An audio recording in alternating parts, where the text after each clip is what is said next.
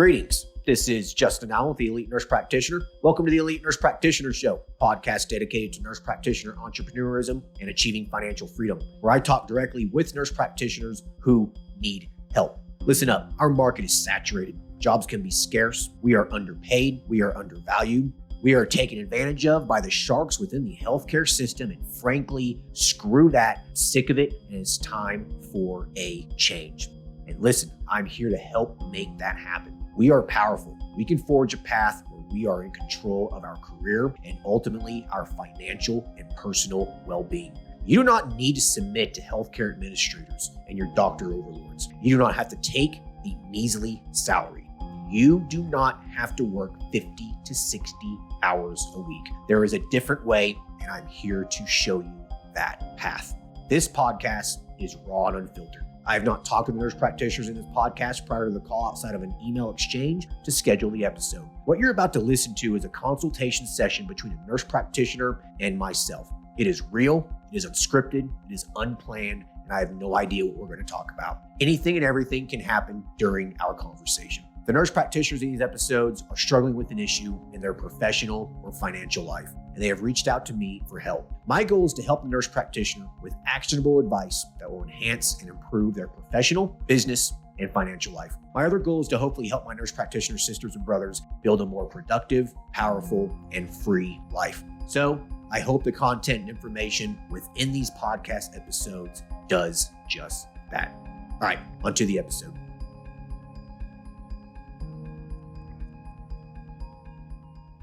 Hello, everyone. Today we'll be talking to Cambria, who is a family nurse practitioner. She is currently employed at a med spa doing aesthetics. She is wanting to start a telemedicine-based practice focused on men's health and weight loss. She's needing assistance with the startup process, some technicalities running a business startup, and wrapping her mind around the idea of how to structure a partnership and also bringing other nurse practitioners into the business. Hey, Cambria, how are you? Good. Thank you so much for having me on here. I really appreciate your knowledge and taking the time to have me. Yeah, for sure. Absolutely. It's a pleasure to help. So let's get started. So tell us a little bit about yourself. How long have you been a nurse practitioner for, and what kind of things you've been doing? Yeah, so I'm actually kind of a baby nurse practitioner. I've only been a nurse practitioner for a year. Okay. I graduated as an RN in 2017, went straight into the operating room, started working in aesthetics in 2020, went back in 2019 to get my nurse practitioner, and graduated in May of 2022. So I've been practicing solely as an aesthetic nurse practitioner since I started as a nurse practitioner. So that's the only experience background I have as far as being a nurse practitioner. I obviously did my rotations in urgent care and all that. Sure. It just was not for me. Yeah. The 80 patient a day situation was gross. Not to mention I was Oh. pregnant during the time. So the smells were not it. Yeah, No, don't thank even. you. Yeah, don't even get me started on this 80 patient a day nonsense. Yeah. Yeah, no. Yeah. So I've been practicing as an aesthetic nurse practitioner for the year that I have been an NP. Okay. Side note, the most patients I've ever seen in one day by myself at an urgent care, I believe, was 118. I believe it. Urgent care is horrible. Yeah. They In beat you 12, to death. in 12 hours, I saw almost 120 patients. You think I provided good care that day? No. Come on. Yeah, right. You know, Antibiotics for everybody. I hate to say that, but Yep. yeah, you don't really, you have 5 minutes per patient. I mean, that's literally, and it's the same shit, sore throats and cough. It's the same crap over and over and over again, Yeah. But anyways, though, yeah. Yeah. My clinical instructors were like, there's no way you're seeing this many. I'm like, yes, there is. And it's horrible. I'm never doing this, Yeah, I've seen it before. There was one time, and I know we're kind of going off topic here, but I remember there was one time I was like, shut the door. We're done. It was like 6 o'clock. It was like 6 o'clock. And I think it was like 5 o'clock in the afternoon. We closed at 8, and we're at like 80 or 90 or something ridiculous. I'm like, we'll close those doors. They're like, the manager was like, we don't close till 8. I'm like, you either close those doors or I leave right now. Close the doors. Yeah, I believe it. Yeah. It's a tough life. I do not envy urgent care nurse practitioners. No. Anyways, okay. So you're wanting to start your own thing, it sounds like, right? Yes. So a little bit, basically, I'm a new mom, and there's been so many ways that I've been trying to find something that I wanted to kind of do on the side. I've reached out to you a couple of times. So I've told you my husband owns nutrition stores, and he owns 3 here in Southern California.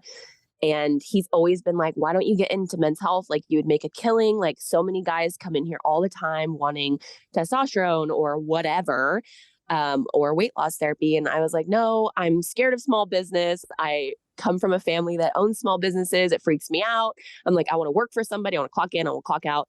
And I'm getting tired of it. I'm getting tired of clocking in and clocking out and them taking most of the money that I make, So it's something that I originally wanted to do as a side. And then if it is successful, I'd like to do it kind of more as my main thing. Your husband's right. Men's health is great service to pick. It's the margins are fantastic. It's highly profitable. It's very passive in nature. It is one of the most profitable niche practices that you can choose. No question about it. Same with weight loss. Women's HRT is similar as well. The key here is to pick a service that requires the least amount of time from you. Aesthetics, unfortunately, is not that. Yeah. Yeah. And it requires you to be in person. Yeah, that too. Yeah. IV infusions, the same thing. Like, you have to be there. You have to actually do the work, Yeah. So, yeah, absolutely. Okay, cool. So you want to do this telemedicine, right? Yeah. So I've listened to a lot of your different podcasts that are telemedicine, somebody who started one in person. I want to do it telemedicine because I am a mom and I only have one baby right now, but we plan on having more. So something that is telemedicine would be what I would want to do, because then I can do it on hours that I can do it. So that's kind of the concept, is wanting to keep it telemedicine.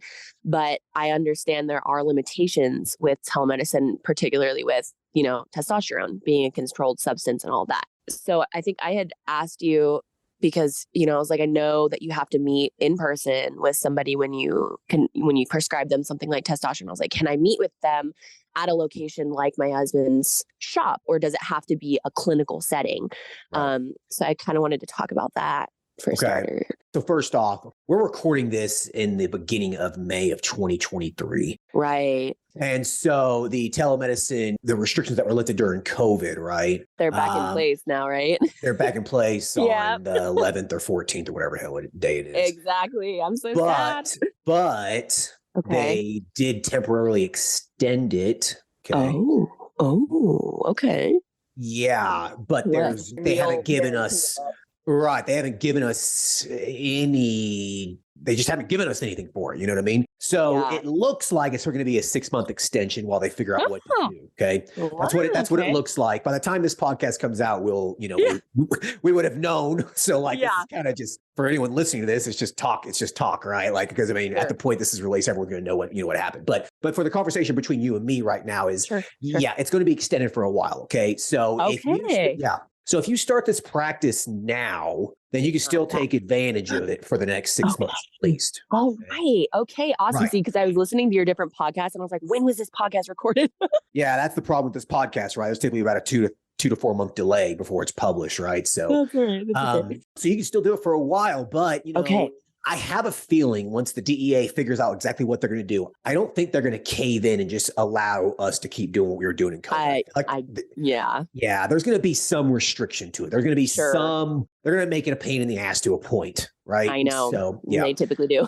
Exactly, right? And so you're still going to have to figure out what you need to do. Like, will you have to see a patient in person, at some point after 180 days or 6 months or, I just have a feeling there's going to be some sort of restriction with it. So to answer your question, yes, you can see them in your husband's nutritional shop. You could just set up a little office or whatever and do it there. But why not just open it up in that nutrition shop? Like, just have it there.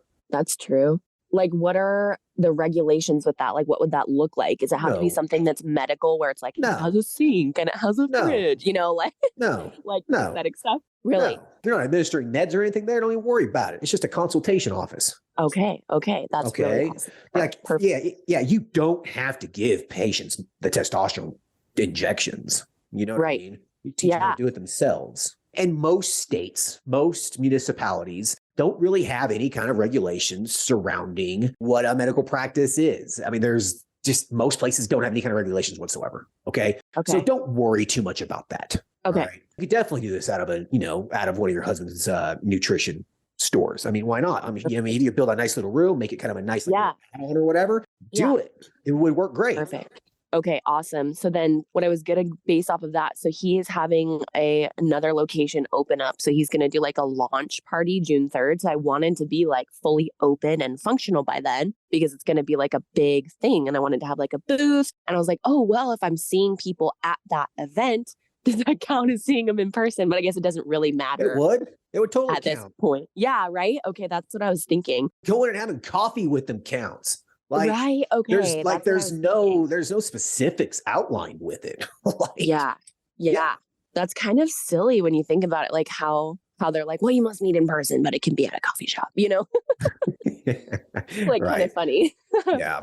Okay. So then can I ask you, because this was something that was a major hurdle right off the bat, what state are you based in? Because I'm just curious. I'm not going to say that over the podcast. Oh, okay. So, well, we talked about the fact that I'm in California and I told you, I was like, hey, they passed full practice authority in January of 2023, right? But it's not really as beautiful as you would think. So it's not really in full effect. It's like it's kind of muddy. So it's like you can own a telemedicine practice, but you kind of need a collaborating physician. You need to work with a physician for like 5 years. It's pretty muddy. It's not as exciting as I thought it was. So when they passed that, my girlfriend and I, who were in NP school at the time, we were like, that's going to be amazing. It's not as black and white as I thought it was going to be.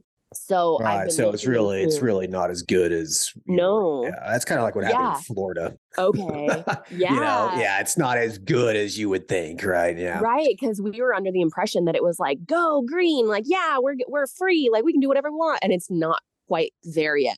It's just like it's going to be a few years. So that being said, my uncle is a doctor, and he's actually the one who encouraged me to look into something like this because he wants me to be home with my kids as much as possible. So he would be my collaborating physician. I was looking into, and I know you're like, don't do that. Like that complicates things. And I don't want that either, but I am unfortunately in California, So as far as like a role with the collaborating physician, is that something that I just need to understand like within each state's guidelines? Like, do I just need to chat with them and be like, hey, this is this patient, like what exactly? Yeah. Every single state's different. Okay. Like, okay. Some states require like the doctor has to sign off on 20% of your charts. Other ones are you have to have 1 to 4 phone consultations a month with them. Like there's just every single state's different. Okay. And excuse my ignorance, but where do I find out? That would that should just be with the Board of Nursing. I mean, they should outline that. Also, the Board of Medicine. Perfect. Like there'll be like the requirements listed. Okay. Awesome. Yeah. Thank you. Yeah. Because I was all excited and going, and then I was like, hold up. Do I need a collaborating physician? That throws a huge rock into my plans, but it's all right. It is what it is. It is what it is. Don't let it be a roadblock. I mean, a lot of nurse practitioners allow that to be a complete roadblock to open a practice up, and it really shouldn't. It's not that big of a deal. Like I let it be a roadblock to me when I was living in a restricted state. Like I was so scared of opening my own practice that I never did because I did not want to have that supervisor, that collaborator. I thought it was going to be just this huge roadblock. Yeah, exactly. Yeah. Like looking back at it now, I'm like, it's not a big deal. Like, like I'd have to move halfway across the country. I probably could have stayed there if I wanted to. Okay. So, but it is what it is. So. Okay. And then, so if for whatever reason I decided I wanted to make this the biggest company in the world, which I don't necessarily, but if I did, I know I've tried to get through all of the courses that I purchased from you, but I only have like nighttime because I have an 8-month-old. So I'm almost done with them.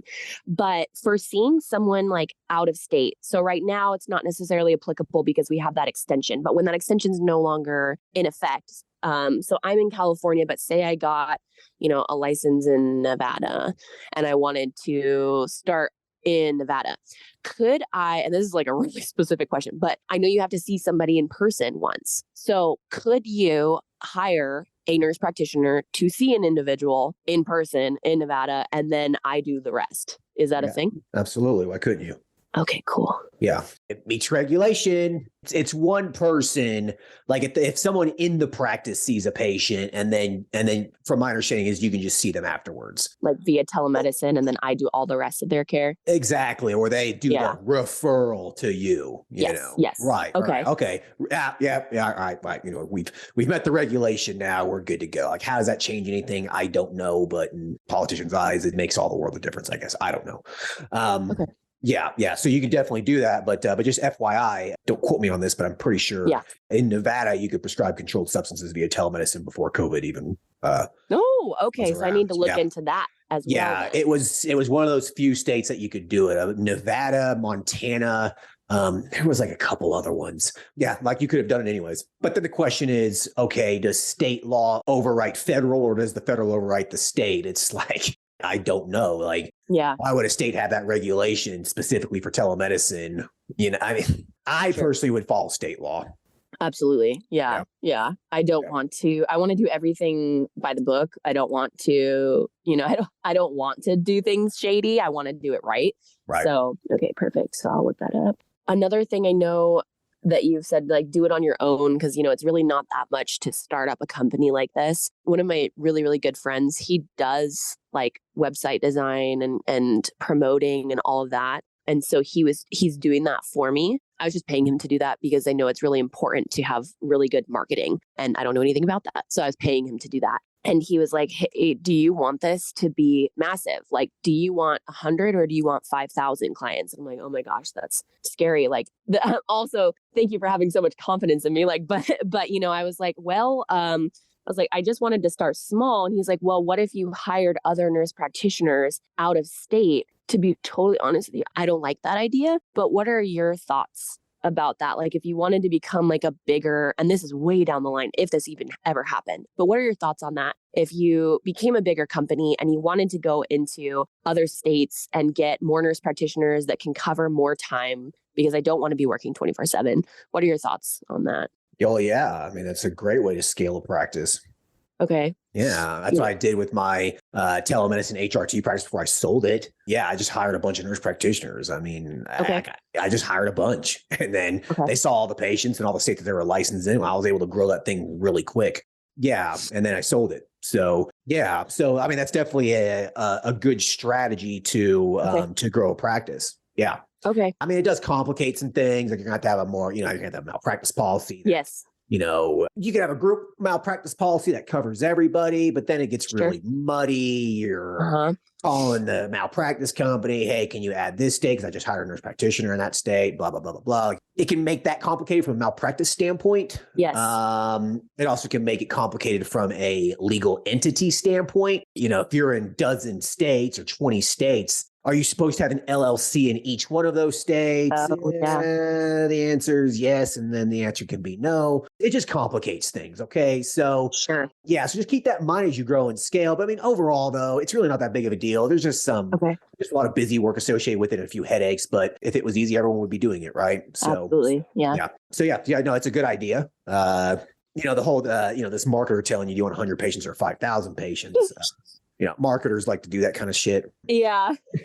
Like, I was like, oh my God, my nose started bleeding. I was like, I just wanted to do this like passive income. Like, yeah, like, they like to sell you on stuff, I mean, they like to, so don't take it with a grain of salt. Okay.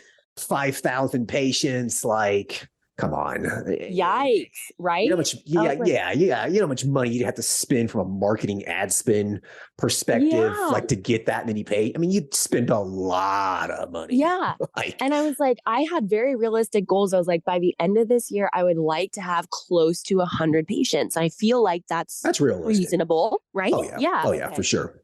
Yeah. That was my goal. Yeah. And like, I mean, I've said this before too. I'm sure you've heard it on the other podcast. You don't need thousands of patients. You only need 100. No. Yeah.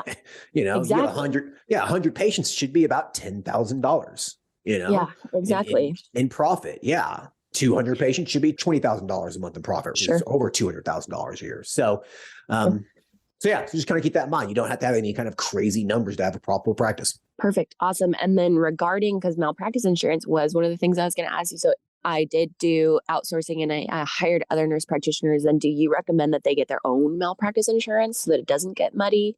Yeah. So this is what I do. Okay. I have my NPs that work for me have a separate malpractice policy that names my entity as an endorsement. Oh, okay. Okay, so you have them add the LLC, your company, as an endorsement to their malpractice policy. So I will either pay for the NP's malpractice policy, and then when I'm actually creating the account for it and making it, I'll just select my entity as an endorsement. If the NP already has their own professional malpractice policy, then I will ask them to add my entity as an endorsement, and then I'll have them send me a copy of the certificate of insurance so I can verify that. Okay, perfect. Thank you. Yeah. Okay, and then this is a little going backwards. So this is probably a really elementary question, but when you're meeting, which we don't have to do right now, but when you do meet somebody in person, like what is the difference between when you are meeting someone in person? Because this is a telemedicine company, right? So I was going through the Men's Health and it was like, do a full physical exam. But I'm like, but you don't do that, right? You don't do that when you're doing a telemedicine company. Do you do a full physical exam via telemedicine? Is it more of a history and physical? Like what does the telehealth really look like? And how long is it usually? You're pretty limited, right? Yeah. It's mostly just inspection. This is the thing. It's mostly laboratory-based medicine. Yeah. Right. Okay. You're looking at everybody's labs and you're adjusting and you're making sure that you're not doing anything crazy or sending them to the blood bank or, whatever. Right. So it's really not that big of a deal. You don't need to. You're not really looking for anything. Okay. It's not really much you're looking for. Okay. And so it's mostly laboratory based medicine. So yeah, you can do it. Same thing with weight loss, really. I mean, you're not really looking for much on a physical exam. You're just really not. Like what physical exam finding is really, truly going to change what you do. All right. So yeah, so you do just a good comprehensive lab panel. That's going to basically give you a pretty solid snapshot of the physiological health of the patient. So it's fine. But the exam, like what you would document is like, I just document, patient appears well, AO times 3, unremarkable, whatever. Yeah.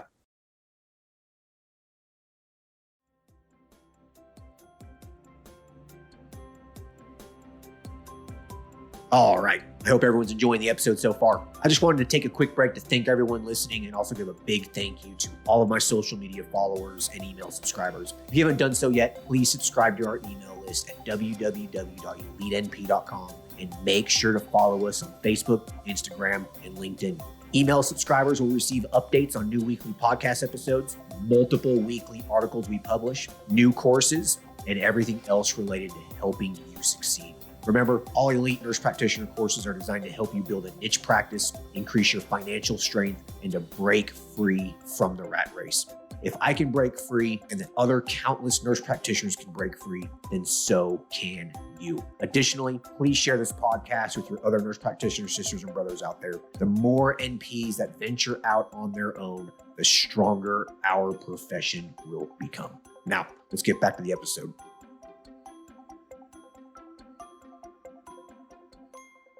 How long do your initial telehealth how long are they conducted for typically? Anywhere between 30 to 60 minutes. Yeah. Okay.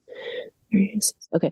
And then I don't remember if it was on a podcast or the course that I bought, but I am starting this as like a side thing. And I'm not going to quit my main job. And so do you find that there's kind of weird issues with doing off hours? Are people still okay with that? Like if it's a 7 p.m. or if it's like, are people weirded out by that instead of like Monday through Friday, 9 to 5, Do you find that is an issue? No. Doing off hours?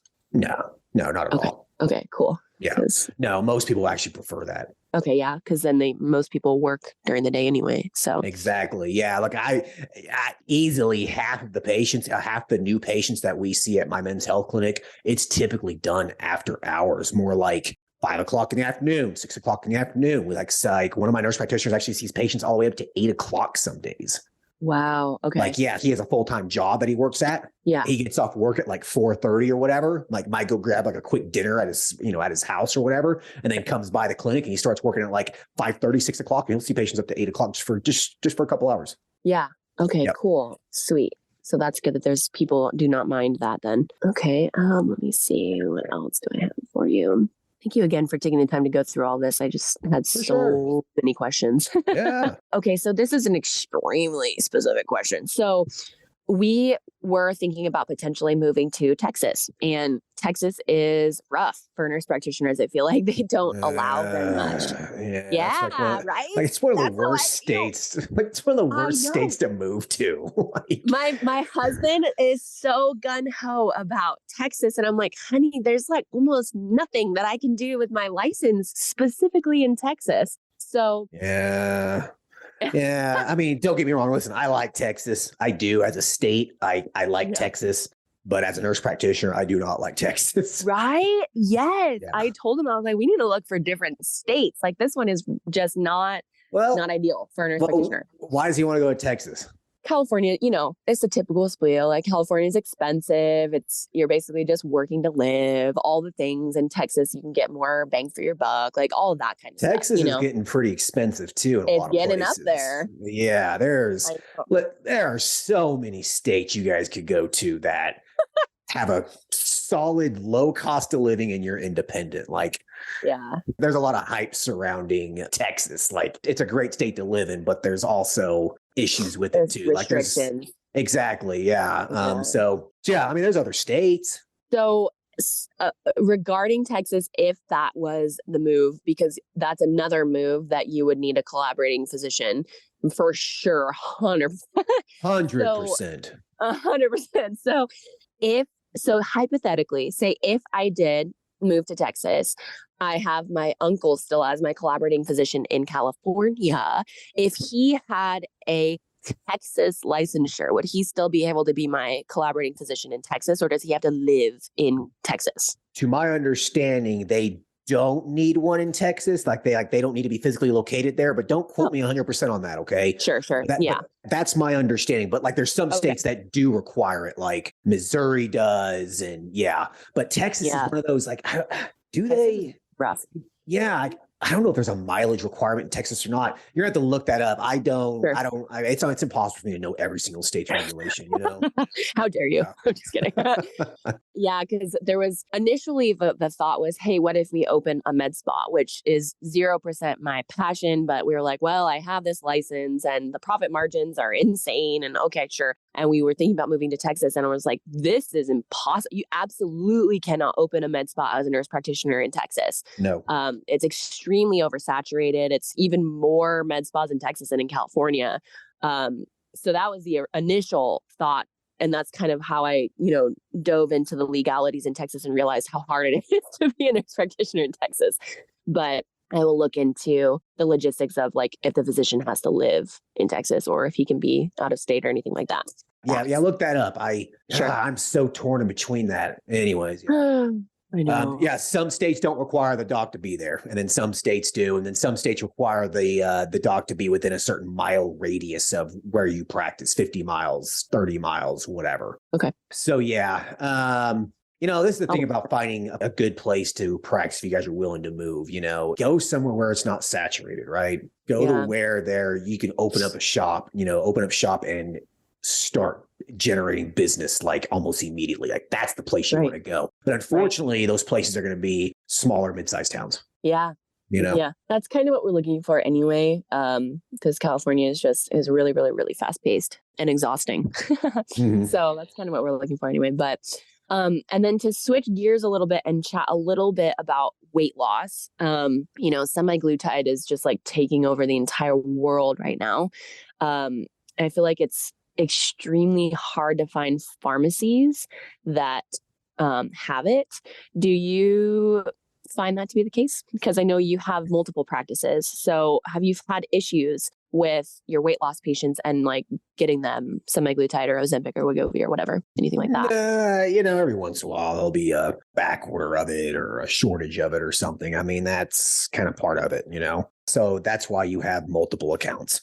Sure. Okay. That's why you have accounts with, 3, 4, 5, 6 different compounding pharmacies. At My Men's Health, we have like 1, 2, 3, 4, like 7 accounts with 7 different compounding pharmacies. Like we'll find what we need. Okay, cool. Okay. That's like multiple accounts. Okay. If you do that, you're just increasing your chances of supply issues, being an issue Yeah. for you. Like it's just not going to be an issue. Like you don't have to be loyal to one compounding pharmacy. You go to the compounding pharmacy that has it. If the other one's out, sayonara, I'm going somewhere else, and vice versa. You just bounce around them. Like we order stuff all the time from various different compounding pharmacies based off of availability. Okay. And that same thing goes with medical suppliers, for syringes and alcohol wipes, IV bags, et cetera, have accounts with multiple. We have accounts with like 3 of them, McKesson, Henry Schein, Merit Pharmaceuticals, those kinds of things. So multiple accounts. Perfect. Okay. It's like the little things that you don't think about until something goes wrong. Yeah. No, this is like, listen, these are the things I've learned over the last, half a decade pretty much, Awesome. Okay. And then as far as your weight loss goes, what would you say, would you say most of your patients are on like semaglutide? Because I feel like, I don't know if it's just California. I feel like everybody is on semaglutide. So does that seem to be like the most popular demanded thing as far as weight loss goes? Semaglutide is, tirzepatide, Mounjaro is getting up there too. It's a little bit more expensive though. But, I'll be honest with you. I still prescribe phentermine. Really? Okay. Oh yeah. I still prescribe phentermine. I still prescribe Contrave. I still do other things too. I do peptides as well. Semaglutide right now is extremely popular for obvious reasons. You definitely need to offer it for sure, but it doesn't have to be your 100%. There's some weight loss clinics out there, people are starting and they're only offering semaglutide, and that is a horrible idea. Yeah. It's too limiting. It is way too limiting. And then what if something happened to, the availability of it? Oh, listen, you're really shut down. You're screwed, right? Yeah. I mean, you just are. Listen, this is the thing about medicine in general, healthcare, medicine, nursing, whatever you want to call it. It's very regulated.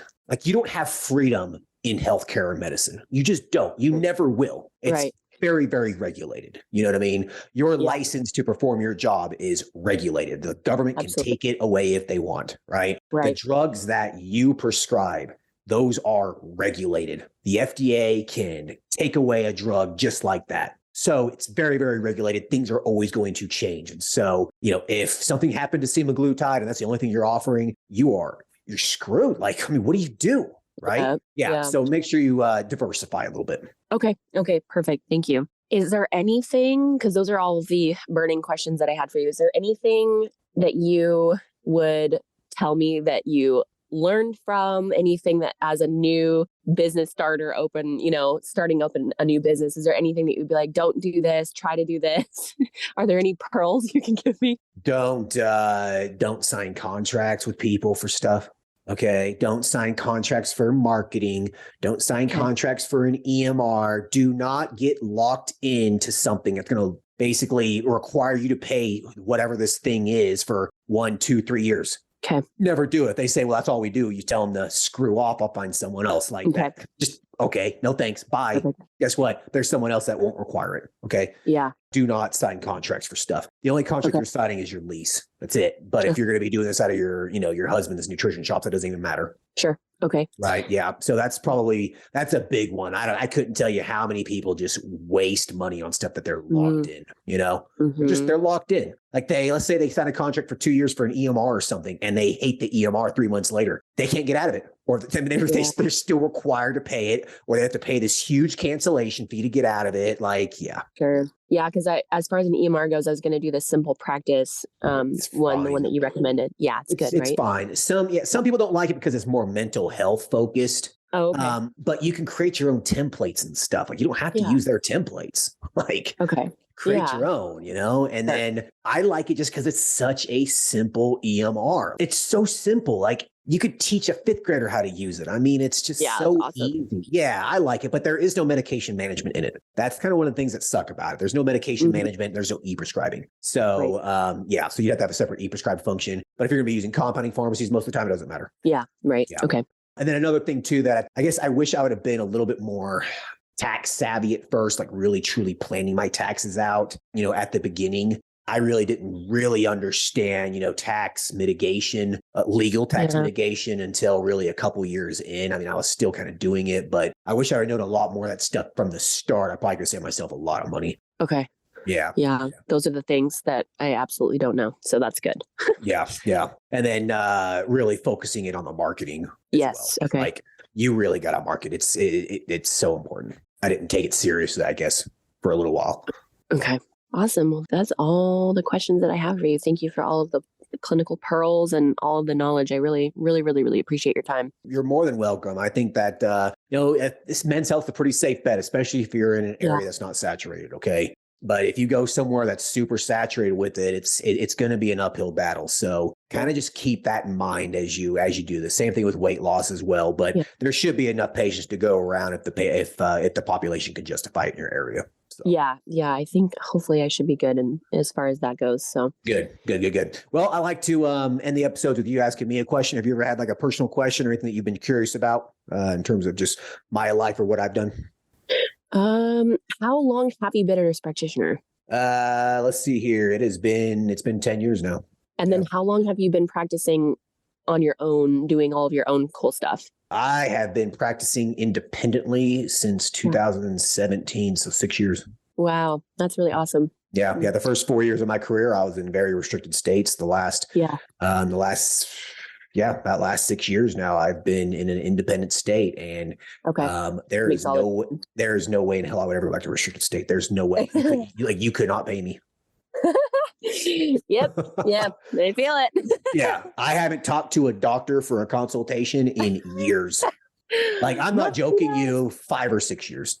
Oh man. That's great. Maybe one day for me. Yeah. You'll get there. It just takes a little time. I mean, you're right. Yeah. You're just in the infancy stage of your career here, you know? Yeah, totally. I'm hardly a baby nurse practitioner, so I'm glad that I found you. Yeah, you're a baby nurse practitioner. You're just learning how to walk, you know? Exactly. There's so much room for you to grow here. So like, don't look at me and think, I can't wait for that. Like, just work at it and you'll get there. You know what I mean? Sure. Yeah. Absolutely. Yeah. So, awesome. Cool. Well, thank you so much. All right. You're welcome. If you ever want to do a follow-up, just let me know. Okay.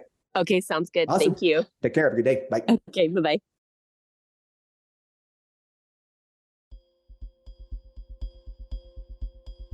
All right. I hope everyone enjoyed the episode with Cambria. Really good episode. She's a baby nurse practitioner. She's just getting started, right? Like, she's new into her career and she's came to the light very, very early on, right? Like, she wants to own her own practice. And so that makes me very, very happy to hear. I wish more nurse practitioners would break free, earlier. I wish they would see the light, getting started. So good for her. I think men's health is a solid niche. Weight loss is as well. Those are some of the most profitable services. Men's health, weight loss, women's HRT. Always be focused on things that do not require your time. And it's a big thing that you need to remember here is that not only are profits determined by the amount of money that you're making, but it's also determined by the amount of time you have to invest in it. Let's just say for theoretical purposes that you do an IV, you make $100. It takes 60 minutes of your time, okay? A men's health patient paying you monthly, but you don't see him for every 3 to 6 months. You're making $100 a month, but you only have to see him every 6 months for the follow-up, which takes 15 minutes. So from the time investment, you're making more money, okay? So always be factoring in your time and the amount of money that you're gonna make to truly determine the profitability of a business or a service. All right, hope everyone enjoyed this episode. Talk to you guys later. Thanks, bye. Thank you for listening to the show. Quick legal disclaimer. The content of this podcast is meant for informational and entertainment purposes only and should not be used as legal, financial, medical, regulatory, or practice-specific advice. For information pertaining to your specific legal, financial, medical, or practice-specific needs, please be sure to consult with your lawyer, CPA, medical director, and/or your state's practice laws and the most up-to-date clinical guidelines. As always, do your due diligence when it comes to any information found online and in podcasts. The content in this podcast is copyrighted by Galaxy Medical Southwest 2023 and cannot be duplicated, rebroadcasted, or reproduced without our written permission.